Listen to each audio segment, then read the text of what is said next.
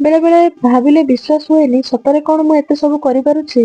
केबे केबे निजको बसी एकुटिया निरोलारे प्रश्न भी पचारे मु। हरि ओम। आज सकाळे उठी लागि पडिली प्रथमे रूम रे कटिंग करिवारे। एटा मु कोन कटिंग करिछि जो माने सिलाई शिखिछन्ति तो ସେମାନେ ନିଶ୍ଚିତ ଜାଣି ପାରିବେ ତ କୁହନ୍ତୁ କମେଣ୍ଟ ରେ ଏଇଟା ମୁଁ କଣ କଟିଂ କରିଛି। ତାପରେ ରେଡି ହେଇ ଦୋକାନ ଗଲା ପରେ ସବୁଦିନ କାମର ମୁଁ ଲିଷ୍ଟିଂ କରେ କଣ କାମ କଲି କଣ ବାକି ରହିଛି ସେଇ ସବୁର ହିସାବ କିତାବ ମୁଁ ରଖେ। କେତେ ଦିନ ଭିତରେ ମତେ କେତେ କାମ ସାରିବାର ଅଛି ତାର ହିସାବ ବି ମୁଁ ଲେଖି ରଖେ।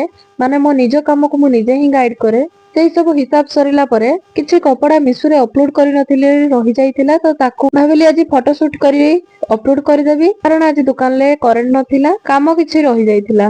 ଅପଲୋଡ ତ କରିହବନି କରେଣ୍ଟ ପଳେଇଲେ ମୋର ନେଟୱାର୍କ ଆସେନି ତା ସହ ମେସିନ ବି ବିନା କରେଣ୍ଟ ରେ ଚାଲିବ ନାହିଁ। ଯୋଉ କାମ ବିନା କରେଣ୍ଟ ରେ ହେଇପାରିବ ତ ସେଇ କାମ ସାରିଦେବି ଭାବିଲି। ତା ଭିତରେ ଶିଖିବା ପାଇଁ ଯୋଉମାନେ ଆସନ୍ତି ସେମାନେ ଆସିଗଲେ ଆଉ ଆଜି ଜଣେ ନୂଆ ଆଡମିସନ ହବାର ଥିଲେ ତାଙ୍କୁ ପ୍ରଥମେ ମୁଁ ଆଡମିସନ କରେଇଦେଲି। ମାନେ ମୋ ସ୍କୁଲରେ ତାଙ୍କୁ ନାଁ ଗାଁ ଠିକଣା ସବୁ ପଚାରି ବୁଝି ସବୁ ଲେଖିନେଲି। ତାପରେ ମିଶୁରେ ଆଜି ମୋର ଗୋଟେ ହିଁ ଅର୍ଡର ଥିଲା ତାକୁ ରେଡି କରିବାରେ ଲାଗିଲି। ପ୍ରିଣ୍ଟ ବାହାର କରି ପ୍ୟାକ୍ କରିନେଲି। କିଛି ଜଣ ମତେ କମେଣ୍ଟ କରୁଛନ୍ତି ମେସେଜ କରୁଛନ୍ତି କି ମିଶୁରେ କେମିତି ଅପଲୋଡ କରୁଛ ମିଶୁ ଫ୍ଲିପକାର୍ଟ ଏସବୁକୁ କେମିତି ଏଣ୍ଟ୍ରି କଲ ଏସବୁ ଷ୍ଟାର୍ଟ କରିବା ପାଇଁ କଣ କଣ ଦରକାର ଏତିକି ମତେ ସବୁ କ୍ୱେଶ୍ଚନ ଅଛି। ମୁଁ ନେକ୍ସଟ ଗୋଟେ ଭିଡିଓ ବନେଇବି ଏ କ୍ୱେଶ୍ଚନ ର ସବୁ ଆନ୍ସର ଦେବି। ତାପରେ କିଛି ଜିନିଷ ଆଉ ଅଛି କି ଆଉଟ ଅଫ ଷ୍ଟକ ହେଇଯାଇଛି ତ ମୁଁ ସେଇ ସବୁକୁ ଚେକ୍ କରିନେଲି। ତା ସହିତ ଯୋଉମାନେ ଶିଖୁଛନ୍ତି ସେମାନଙ୍କୁ ମଧ୍ୟ ସମୟ ଦଉଛି। ତା ସହିତ ଲୋକମାନଙ୍କର କିଛି ସିଲେଇ ଅର୍ଡର ରଖୁଛି।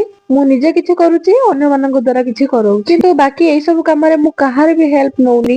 ଇ କମର୍ସ ୟୁଟ୍ୟୁବ ପାଇଁ ଭିଡିଓ ସୁଟିଂ ଏଡିଟ ଅପଲୋଡ ତା ସହିତ ଇ କମର୍ସ ରେ ଫଟୋ ସୁଟ ଏଡିଟ ଅପଲୋଡ ତା ସହ ପୁଣି ଲୋକମାନଙ୍କୁ ଶିଖେଇବା ଖାଲି ଏତିକି କାମରେ ମୁଁ ସୀମିତ ନୁହେଁ। ତା ସହିତ ଘରେ ବି ରୋଷେଇ ସହିତ ଅନ୍ୟାନ୍ୟ କାମ ରହିଛି ଯୋଉ କାମକୁ ବି ସବୁ ଲେଡିଜ ମାନେ କରନ୍ତି। ଲେଡିଜ ହେଇଛ ମାନେ ବାହାର କାମ ଯାହା ବି କର ଘରେ ବି ସବୁ କାମକୁ କମ୍ପ୍ଲିଟ କରିବାକୁ ପଡିବ। ଯଦି କେବେ ଏକୁଟିଆ ବସିଯାଏ ମୁଁ ନିଜକୁ ନିଜେ ପ୍ରଶ୍ନ କରୁଛି କଣ ଏତେ କାମ ଏକୁଟିଆ କେମିତି ମ୍ୟାନେଜ କରୁଛି। କେବଳ ହାତ ଗୋଡ କାମ କରୁନି ତା ସହିତ ଦିମାଗ ବି କାମ କରୁଛି ନା। ବେଳେ ବେଳେ ମୋର ବିଶ୍ୱାସ ହୁଏନି ଯେ ମୁଁ ଏତେ ସବୁ ପାରୁଛି ବୋଲି।